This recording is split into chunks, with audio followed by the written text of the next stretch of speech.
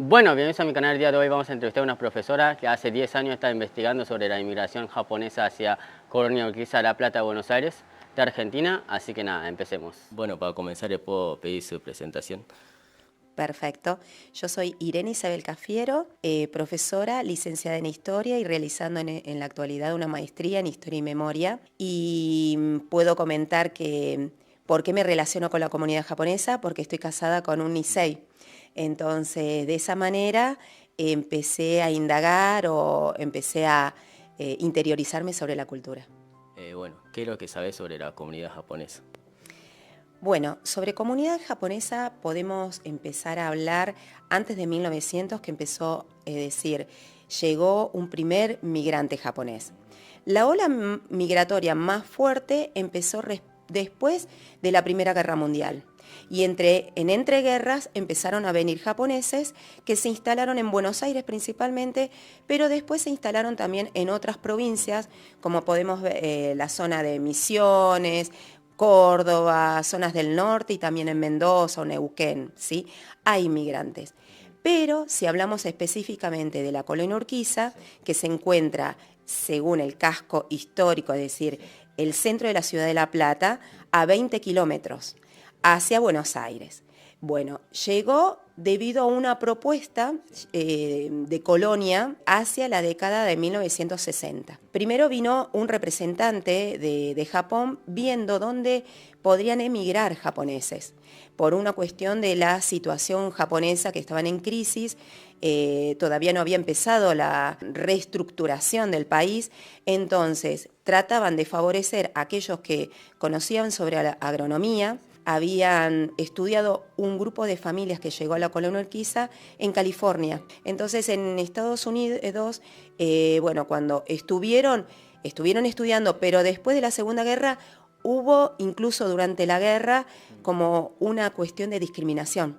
Entonces buscaron muchos de esos japoneses poder migrar o a Latinoamérica, y hubo algunas migrantes a Santo Domingo, algunas fracasaron, llegaron a Brasil, Perú, Bolivia, Paraguay principalmente, y los primeros que llegaron a la colonia Urquiza tienen que ver con estos migrantes que no se adaptaron en estos países latinoamericanos, vinieron a Buenos Aires y después, por comentarios y porque hubo un representante de Japón que buscó un buen lugar para que esta comunidad se instalara, y vieron que era muy apto para la agricultura. Las tierras donde está ubicada ahora la colonia Urquiza, donde hay una gran comunidad japonesa, no significa que era solamente para japoneses, sino que en un principio, hacia el año 1957, se instalaron italianos. Entonces, la colonia Urquiza, propiamente dicha, que el corazón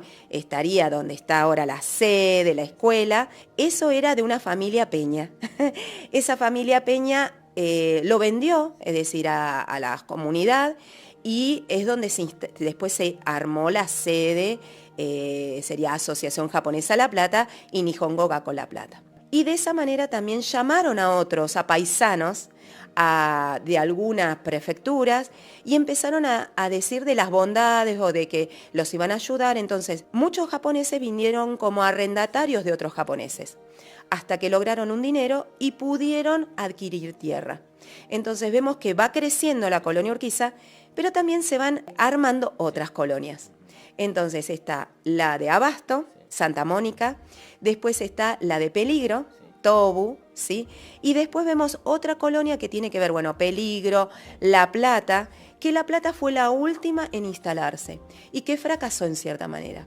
¿Por qué? Porque JICA armó como si fuera una forma de que vinieran en forma, es decir, individual o familia, pero fue justo en la década del 80, cuando había una gran crisis en Argentina, terminando la dictadura y casi empezando la democracia. Entonces había una gran crisis, y esto que generó que muchos no se adaptaron, y este proyecto terminó, algunos fueron a otras colonias y muy poquitos quedaron en Colonia La Plata, que sería hacia Ruta 2. Esto es, a grosso modo, la forma como llegaron a la comunidad, y que tiene que ver con un proyecto bilateral entre Japón y Argentina, con la cuestión agraria, Por eso el principio de la colonia Urquiza era abastecer a la ciudad de La Plata a través de productos agrícolas. ¿De qué prefectura más o menos vinieron para la colonia Urquiza? Bueno, hay un sinfín, es decir, hay muchos originarios de varias prefecturas. Como característica principal que Argentina tiene un porcentaje muy grande de okinawenses, pero la colonia Urquiza tiene un porcentaje muy poquito de okinawenses. Hay más de Fukuoka, de Hiroshima, Nagasaki, hay capaz de Chiba, de capaz algunos de Osaka, es decir, hay de otras prefecturas un poco de cada una. Pero en comparación al promedio de Argentina, como decir, la excepción, la colonia Urquiza. Y la otra excepción es que mantiene en este mundo rural toda una cultura, unos costumbres, hábitos y comidas que son más o menos de posguerra. Entonces vienen de Japón muchas veces a hacer como estudio de campo para, no solamente en cuestión del idioma, porque todo se va ayornando y se va modificando. Y acá todavía mantienen capaz cierto o dialecto o forma de hablar, palabras que son más arcaicas, o comidas como el sukemono, es decir, ciertas cosas que ya en Japón capaz los abuelos lo hacen, pero ya la juventud lo ha perdido. Y acá en Colonia todavía trajeron todo eso y al principio en la asociación se reunían para hacer, por ejemplo, el misushiru, el miso, todos juntos, como lo hace la comunidad italiana con la salsa de tomate. Entonces esas costumbres se fueron trasladando y muchos de los Nisei también lo mantienen. Entonces, estas dos características importantes, que no hay mucho okinawense, que dentro de este mundo rural mantienen costumbres muy arraigadas y que no pasa así en la ciudad, en el mundo urbano. Bueno, ¿hay algunas historias que puedes contar sobre la gente que entrevistaste ahí en La Coruña? Sí, hay algunas características que a veces tienen que ver con otras comunidades, como la italiana, que se han casado por poder. Entonces, esto es que no conocían a la futura esposa y le mandaban la foto y aceptaban y después se sacaban la foto tradicional en Japón y después llegaban a la Argentina y eso me lo han transmitido algunas de las comunidades y eso es muy interesante. Después otras familias no, se han casado directamente porque son de la misma prefectura. En general la comunidad es intrafamiliar, es decir, entre ellos se casan, entre familias, pero muy pocos casos, como en mi caso, que nos hemos casado, que yo provengo de una familia italiana y paraguaya y me he casado con un descendiente de japoneses. Pero hay muy pocos casos y de a poquito que la comunidad se va abriendo, vamos percibiendo que se está abriendo esta situación. En cuanto a historias, podemos establecer varias cosas. Por ejemplo, Yasuhara, cuando me dio su entrevista, me contó que él fue el primer profesor de la escuela, pero que podía hacer la relación del castellano, porque él aprendió castellano, porque vino muy chico, y el japonés. Entonces, él le dio como un impulso y muchas familias a que se creara una escuela que después se fusionó, que es hacia el año 1990, porque se estaban perdiendo alumnos. Entonces, él me comentó que se pusieron de acuerdo a todas las comunidades y crearon en la colonia Urquiza, Nihongo Gakko La Plata.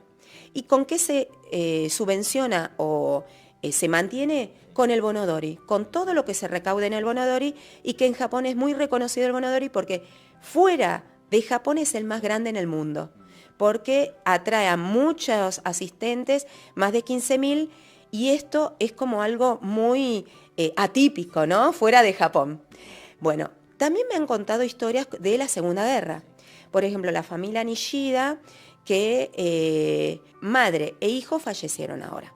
Y ellos, antes de que fallezcan, le dieron una entrevista a un medio local, es decir, a TN y también a una revista, Viva, y comentaron cómo había sido todos esos momentos y que la abuela había fallecido debido al estallido y a la quema de la ciudad, ¿no? Eso fue muy interesante porque pudieron rescatar TN de la voz misma de de la protagonista.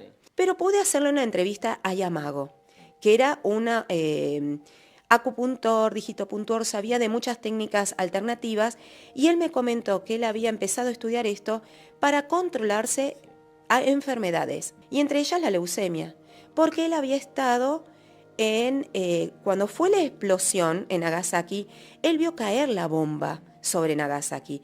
No sabía que era la bomba porque estaba en ese momento trabajando en los campos fuera de la ciudad. Y cuando volvió a la ciudad, vio en llama la gente corriendo, yendo al agua porque se quemaban. Entonces él ayudó a subir a los trenes que los llevaban a otros centros de atención, y su escuela había sido totalmente destruida. Entonces él durmió sobre unos cajones. El olor que había, él contaba, que era nauseabundo, de carne quemada. Él después de mucho tiempo se enteró que él durmió sobre unas cajas donde dentro había todo cadáveres. Entonces él dice que cuando se enteró de eso después, porque no se dio cuenta en el momento, porque buscaban lugar donde dormir exhaustos de haber ayudado. Y él, cuando volvía, sentía dolor, pero no quiso decir nada porque no se sabía lo de la radiación. Y veía que la gente las internaba, ¿no? Y él prefirió, con 15 años que tenía, guardarse que a él le molestaba algo. Yo le pregunté si él había contado a sus hijos y sus hijos que habían querido saber de toda su historia, y él me dijo que nunca preguntaron y que él tampoco contó. Entonces esto me resultó muy extraño, pero también hubo mucho de discriminación, porque aquellos que habían estado después no podían casarse o no podían conseguir trabajo porque en una de esas se enfermaban y era un problema para el patrón. Entonces muchos callaron. Con el tiempo lograron reconocimiento y él tuvo contacto con los amigos y tuvo que llenar unas papeletas. Al principio no creía porque era muy poco lo que se daba en dinero, pero Estados Unidos, Brasil lograron las indemnizaciones y eran muchos dólares, muchos yenes. Entonces él hizo todo el trámite y en la época de Cavallo él logró que le pagaran, no me acuerdo si más de $50.000, que era un dinero, ¿sí? Entonces, muchos de los amigos también habían logrado. Pero ¿qué pasó? Algunos invirtieron en Fukushima y estuvo el problema de Fukushima después. También perdieron en eso. ¿Por qué? Porque consideraron que no iba a volver a pasar algo, radiación, y esto es un tema que los hibakusha en Japón siguen luchando, no la palabra luchar, sino dar a entender que lo nuclear hay que mantenerlo, pero hay que controlarlo, porque puede hacer un desastre, ¿sí? Y todavía las armas nucleares hay que bregar por la paz y de que no haya ninguna guerra donde se utilice, porque las consecuencias fueron por muchas generaciones, los de la bomba de Hiroshima y Nagasaki. ¿Cómo se mantiene la cultura japonesa en Colonia Urquiza?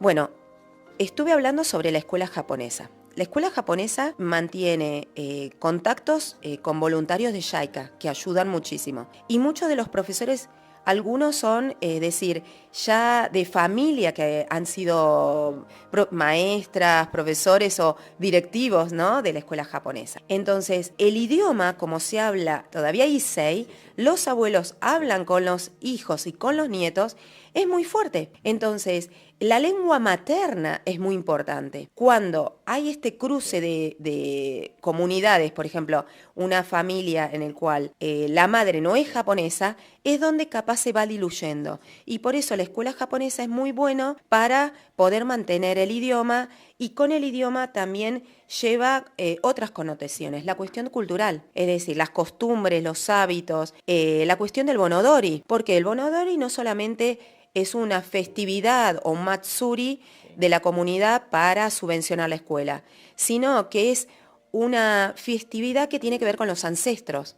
Entonces, muchos de los jóvenes que al principio no sabían mucho del matsuri, gracias a este festival es como que empezaron también a entender a sus abuelos. La tercera generación siempre es la que pregunta de los orígenes, qué pasó con el abuelo, cómo llegó a la Argentina, qué hizo cuando llegó, cómo pudo adaptarse, cómo fue su asimilación, hubo discriminación, todo eso interesa a la tercera generación. Entonces, la escuela japonesa también tiene, como hay muchos chicos que van a otras escuelas, a escuela de Argentina, mantiene características propias, pero también que se relacionan con la cultura donde es la sociedad receptora y también con la calidad que dan estos profesores que a veces vienen de JICA o que los profesores de la escuela van a perfeccionarse a Japón, porque hay perfeccionamiento, entonces siguen manteniendo el idioma muy alto. También todo depende de los alumnos, ¿no?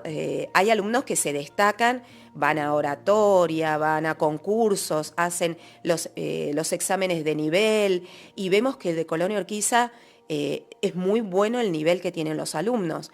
Y también aquellos que van becados, becas de prefectura, beca de Monbullo, de diferentes becas que en algunos casos tienen que tomar capaz el idioma en Japón, pero ya vienen con una base muy fuerte. Y esa base les sirve incluso en el intercambio, en conseguir trabajo, porque algunos deciden después quedarse en Japón. Y otra cuestión es que el idioma es importante, pero también las costumbres, el de respetar al mayor, el de sacarse los zapatos, ciertas cosas que en Japón es muy importante y que cuando uno va tiene que tener todo lo protocolar para poder insertarse bien en esa sociedad, ¿no? Igual acá en Colonia Urquiza, que es lo que no terminé de comentar al principio, después de la agricultura vieron que era mejor pasarse a la floricultura. Entonces, Escobar era un centro muy importante, pero Colonia Urquiza se empezó a empoderar, a poner fuerte, y en las ferias o en la fiesta de la flor en la República de los Niños, siempre la Colonia Urquiza es como que sobresalió. Y a nivel nacional y a veces incluso cuando se vendía en una época, se exportaba mucho de Colonia Urquiza. Entonces está muy bien considerada las flores de Colonia Urquiza. Y esto también lleva a que padres transmitieron a sus hijos y sus hijos a sus nietos. Entonces hay familias que siguen manteniendo esta empresa familiar de la floricultura. Algunos se dedican a otra cosa, o vendieron la tierra o se mudaron a Japón, pero todavía hay muchas familias japonesas que se dedican a la floricultura y esto es lo que destaca en la Colonia Urquiza. Bueno, muchísimas gracias por ver el video, espero que les haya gustado el video. Por favor, si les gustó, mandale me gusta, suscríbanse, comenten. Y la verdad que es muy interesante siempre escuchar la historia de por qué se emigraron para Argentina. Y es una lástima que hay muchas familias que todavía no conocen sobre su abuelo o su abuela. Y bueno, nos vemos en el próximo video. Chao, chao.